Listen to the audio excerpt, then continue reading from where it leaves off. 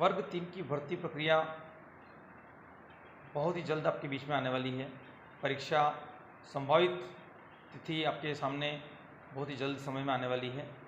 आप बहुत से वर्ग और 2 के जितने भी कंफ्यूज थे कि हमारा भर्ती होगी नहीं होगी, और उन्होंने अंदाज़ा लगाया था, और आज देख लीजिए उनका वेरिफिकेशन से लेकर जॉब लगने की तैयारी तक आ चुका है। अतः अपन भी जीवन का एक अंतिम दौर है, इसे न खो दें।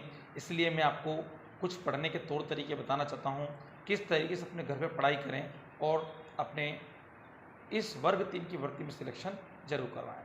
देखिए, पढ़ें कैसे।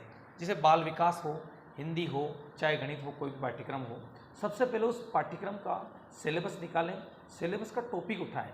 टॉपिक जैसे मान लीजिए विकास की अवधारणा और इसका अधिगम से संबंध है। मान लीजिए टॉपिक लिया तो विकास की अवधारणा। अब विकास की अवधारणा क्या होती है, सिर्फ इतना सा समझ लीजिए, और इसका अधिगम से संबंध मतलब कि क्या है, ये आपका टॉपिक है, और टॉपिक के आधार पर आप समझ लीजिए। जैसे आपने देखो, ये विकास की अवधारणा आपके सामने नजर आ रही है। विकास की अवधारणा किस किस तरीके में है। जैसे विकास की अवधारणा, विकास की प्रक्रिया अविरल, क्रमिक तथा सतत प्रक्रिया होती है। विकास की प्रक्रिया में बालक का शारीरिक, क्रियात्मक, संज्ञानात्मक, भाषागत, संवेगात्मक एवं सामाजिक विकास होता है। विकास की प्रक्रिया में रुचियाँ, आत्ता, दृष्टिकोण, जीव मूल्य, स्वभाव, व्यक्तित्व, व्यवहार इत्यादि विकास में शामिल है। अब इतना सा अगर आप पढ़ लेते हैं, पढ़कर जस्ट आपको काम की बात लगी तो उस पर लाइन देखा और पढ़ा, और नहीं तो आगे का पेज तैयारी करने के लिए देखना चालू किए। ये मानव विकास की अवधारणा है। अवधारणा में देख लीजिए, आप बस इतना सा पढ़ें, बस और कुछ ना करें, सिर्फ ये पढ़ा देख लीजिए। अब मैंने इसको देखा, गर्भावस्था, गर्भाधान, शेषावस्था, किसकी कौन सी अवस्था होती है, 4 अवस्थाएं दे रखी है। इसको विद्वानों ने 4 अवस्थाएं विशेष मानी है। बस मुझे काम की बात लगी तो मैंने यहाँ तक पढ़ लिया, और जस्ट मैंने अगली पेज की जानकारी को पढ़ लिया। विकास के विभिन्न आयाम देख लीजिए, आपके सामने चारों आयाम दिखाई दे रहे हैं। शारीरिक विकास, मानसिक विकास, भाषाई सामाजिक विकास, और संवेगात्मक विकास, और मनोगत्यात्मक विकास। बस ये पढ़ा और आपने देखिए वातावरण के ऊपर आ गया हूँ। वातावरण में विशेषकर अनुवांशिकता लेते हैं सभी। अनुवांशिकता के साथ साथ देखिए, आप देखिए अनुवांशिक तत्व के अतिरिक्त जो कुछ मनुष्य को प्रभावित करता है उसे वातावरण कहते हैं।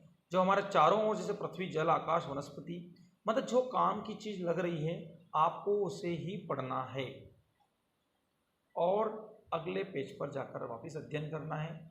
इस तरीके से आपकी कठिनाइयों के स्तर को आप देखते रहें, और इस तरीके से पढ़ते हुए आप अगले क्रम पे देख लीजिए।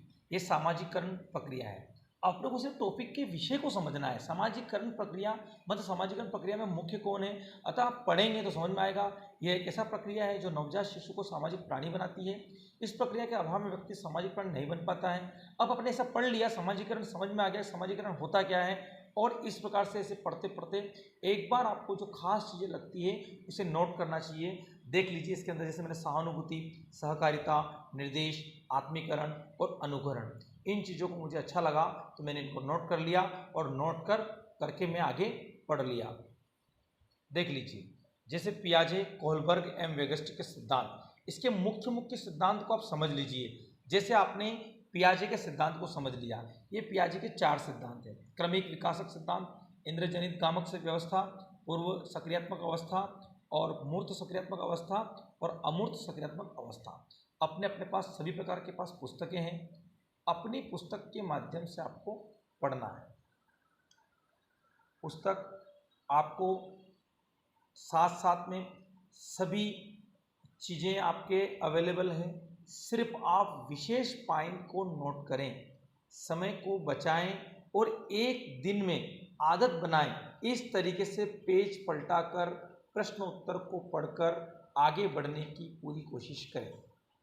लोग टॉपिक की वजह से पीछे रहते हैं। जैसे देखिए, बाल केंद्रित एवं प्रगतिशील शिक्षा की अवधारणा। बस आप कहीं से भी अपने सिलेबस का टॉपिक उठाएं, और टॉपिक के अंदर आने वाला क्या है, दिया तो पूरा पाठ्यक्रम होता है, ये पूरा पाठ दिया होता है, हमें उससे क्या लेना देना। हमें उसका कहना है कि बाल केंद्रित एवं प्रगतिशील शिक्षा, मतलब बालकों से केंद्रित जो शिक्षा होती है और वो प्रगतिशील होती है, वो कौन सी होती है। अगर अपन इस तरीके से टॉपिक को पढ़ लेते हैं तो ज़रूर हमें को समस्या का समाधान मिल जाता है।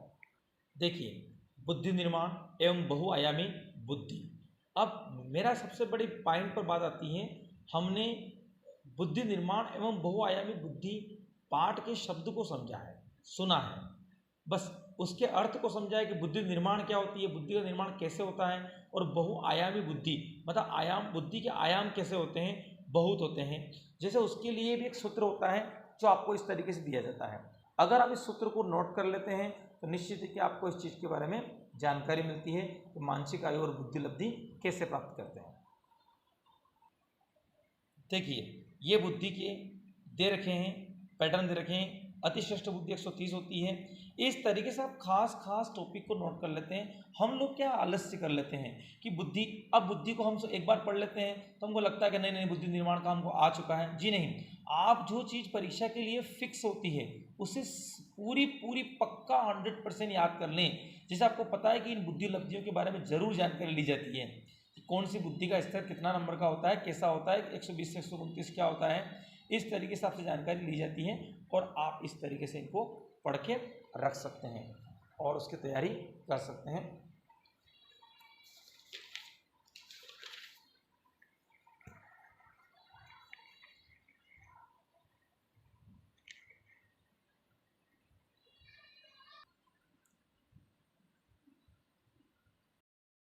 भाषा और चिंतन। भाषा आप समझते हैं, भाषा अपनी मातृभाषा हिंदी होती है। इसी प्रकार से भाषा बोली अपने अपने क्षेत्र की अलग अलग भाषा और अलग अलग बोलियां होती है।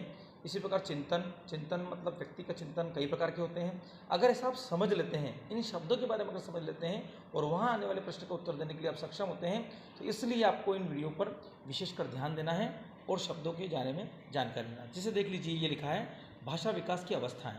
अब किस अवस्था में कौन सी भाषा का विकास होता है या क्या होता है, तो भाषा का प्रारंभिक रूप जो होता है उसमें रोना, बबलाना, हाव भाव या संकेत आदि होता है।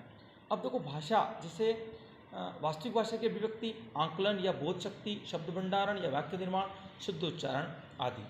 अब आपसे अगर प्रश्न पूछा जाता है कि भाषा विकास के अंतर्गत में सबसे महत्वपूर्ण कौन होता है, तो आपसे इस प्रश्न किया गया है कि पर्यायवाची शब्द होते हैं, मुहावरे होते हैं, लोकोक्तियाँ होती है कि विलोम शब्द होते हैं। तो आपको ध्यान होना चाहिए कि पर्यायवाची शब्द सबसे ज़्यादा भाषा विकास में सहयोगी होते हैं, क्योंकि उसके अर्थ अनेक होते हैं और अर्थ की वजह से आपको फायदा मिलता है। व्यक्तिक भिन्नताएं। व्यक्तिक भिन्नताएं मतलब व्यक्ति की बहुत प्रकार की भिन्नता होती है।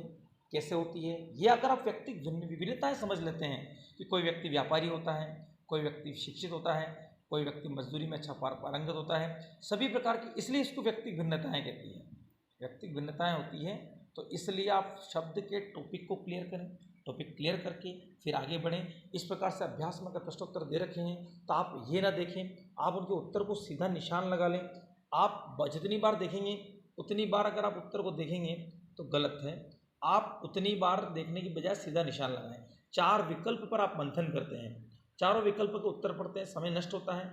आप अगर निशान लगा के रखते हैं, सीधा प्रश्न और उत्तर, सीधा प्रश्न और उत्तर, सीधा प्रश्न और उत्तर पढ़ते हैं, तो आपकी तैयारी बहुत ही जोरदार तरीके से होती जाती है। और देख लीजिए, देखिए, उपलब्धि का मूल्यांकन एवं प्रश्नों का निर्माण, उसके लिए सबसे बड़ी बात होती है, आजकल ग्रेड चलती है। आपसे अगर अचानक पूछ लिया जाए कि 1+ ग्रेड का प्रतिशत कितना होता है, तो आप देख लीजिए यहाँ 90% से 100% दिया है, लेकिन A+ ग्रेड वाले को 85% से 100% में शामिल किया जाता है। ए वाले को 74 से मतलब 75 से 84.9 तक किया जाता है। बी ग्रेड वाले को 60% से 74.9 तक किया जाता है। सी ग्रेड वाले को इसी प्रकार से मतलब 45 से 60% तक, इस प्रकार से ABCD ग्रेड में बच्चों को परिणाम दिया जाता है। खास बिंदु को नोट करें। अच्छी प्रश्नों की विशेषताएं ये इस प्रकार से आपसे पूछा जा सकता है। मेन टॉपिक डिटेल ना पढ़ें, डिटेल पढ़कर अपना समय नष्ट ना करें, बस यही मेरा कहना है। डिटेल पढ़कर अपने समय को नष्ट ना करें, मेन टॉपिक को नोट करके आगे। शारीरिक रूप से विकलांग तथा अधिगम अशक्तता वाले बच्चों की पहचान, इसको एक प्रश्न एक और नाम से जाना जाता है, विशेष आवश्यकता वाले बच्चे। अतः आप इस तरीके से इन चीज़ों की तैयारी करें और अच्छे तरीके से आप पढ़कर अपने जीवन का विकास करें। शारीरिक रूप से विकलांग छात्रों के 3 वर्ग बांटे गए हैं, जिनका मैंने विशेष कहा है। विशेष आवश्यकता वाले बच्चे इन्हें कहते हैं, ऐसा ना कि आप गरीब बच्चे को समझ लें। अतः मेरा मूल उद्देश्य था कि आप किस तरीके से तैयारी करेंगे। आप देख लीजिए, मैंने एक 10 मिनट के वीडियो में मतलब पूरी किताब की मुख्य बिंदुओं को छान या छांट लिया है, या नोट करना चाहो तो आप नोट कर सकते हैं। इस तरीके से आप इन चीज़ों को नोट कर सकते हैं। प्रश्न में देख लीजिए 4 विकल्प हैं, उत्तर पे निशान लगाया हुआ नहीं है, इसका मतलब आपको लगाना है। अतः इसका फायदा है कि 4 ऑब्जेक्टिव नहीं पढ़ना पड़ेंगे, जो उत्तर होगा सीधे उस प्रश्न पर और सीधे उत्तर पर नज़र आपकी जाएगी। धन्यवाद। अपनी तैयारी अच्छी रखें और आप ज़रूर सफल होकर वर्ग 3 में एक जॉब करें और बच्चों को शिक्षा दान महाविद्यादान का प्रयास